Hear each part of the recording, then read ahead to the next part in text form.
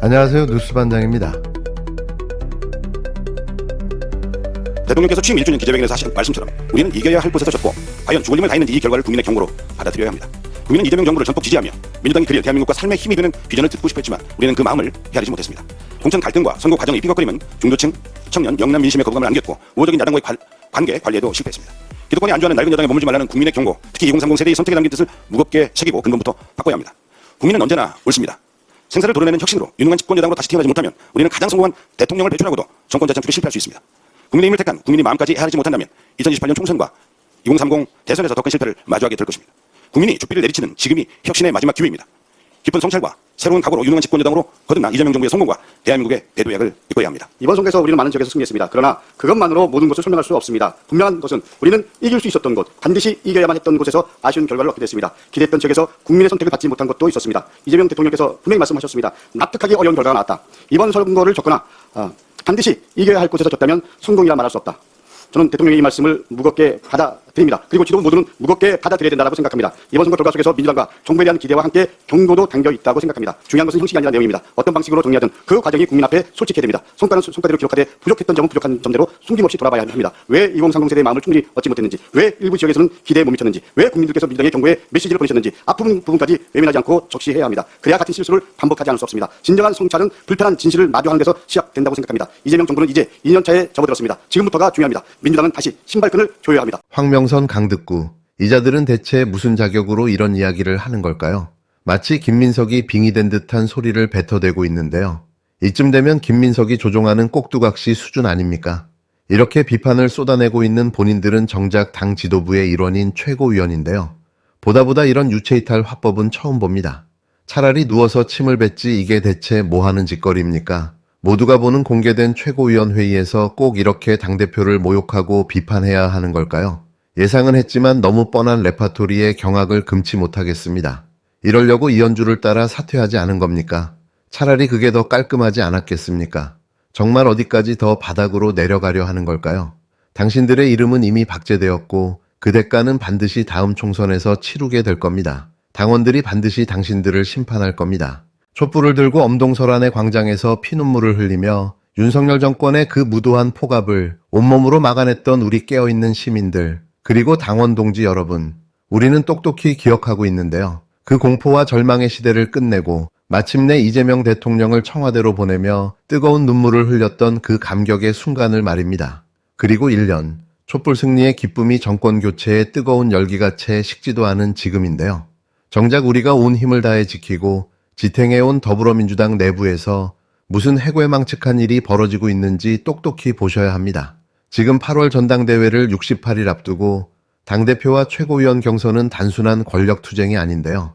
이건 민주당이 마침내 당원이 진짜 주인이 되는 진짜 민주정당으로 나아가느냐, 아니면 여의도 기득권 국회의원들의 밥그릇 카르텔 정당으로 퇴보하느냐를 가르는 절체절명의 전장입니다. 검찰개혁을 타협 없이 밀어붙여 무도한 정치검찰의 뿌리를 완전히 뽑아낼 것인가, 아니면 또다시 적당히 타협하고 뒤로 물러설 것인가 하는 문제인데요.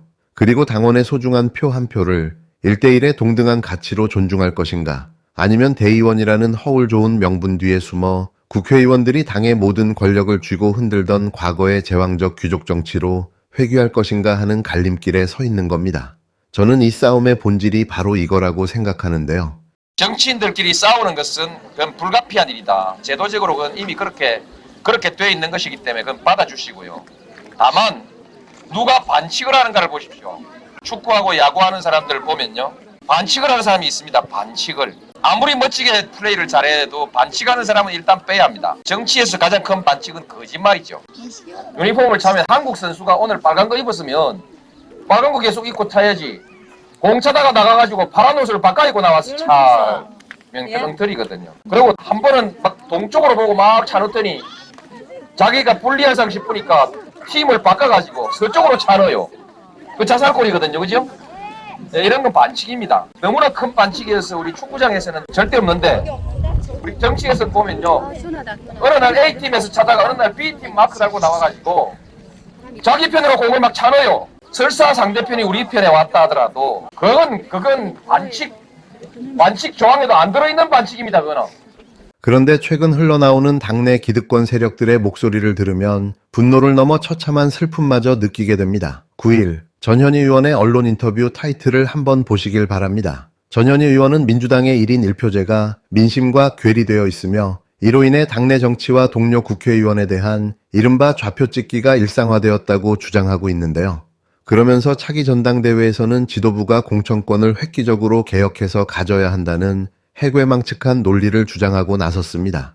이것이 과연 민주당에서 나와야 할 소리인가요? 당원들이 정당한 권리를 요구하고 약속을 지키지 않는 국회의원들에게 목소리를 높이는 것이 좌표 찍기이고 일탈이란 말입니까? 그건 정당한 당원의 권리 행사인데요. 아니면 감히 국회의원 나리들의 고결한 정치에 태클을 거는 무지몽매한 대중의 난동이라는 겁니까? 당원들의 목소리가 두려워 일당백으로 싸워야 할 의원들이 오히려 지도부의 공천권 뒤에 숨으려 하는 이 비겁하고 뻔뻔한 행태인데요. 이게 우리가 그토록 부르짖던 민주주의입니까? 아니면 조선시대 당파 싸움과 다름없는 보수 정치, 귀족 정치입니까? 본질은 정말 명확한데요. 이들이 1인 1표제를 무너뜨리고 다시 대의원 가중치를 높이려 안달이 난 이유는 단 하나, 바로 당원들을 믿지 못하기 때문입니다. 그들의 오만한 마음속 깊은 곳에는 너희 당원들은 정치적 판단력이 부족하니 고귀하고 지혜로운 우리 국회의원들이 너희보다 수십 배, 수백 배 더 무거운 표를 행사해 결정해주겠다는 썩어빠진 엘리트주의가 도사리고 있는 건데요. 선거 때만 되면 당비 내라, 나와서 피켓 들어라, 촛불광장을 메워달라, 손을 벌려 동원해놓고는 정작 당의 중요한 결정을 내릴 때는 귀찮은 불청객 취급을 하는 겁니까? 이게 귀족 정치가 아니면 대체 무엇입니까?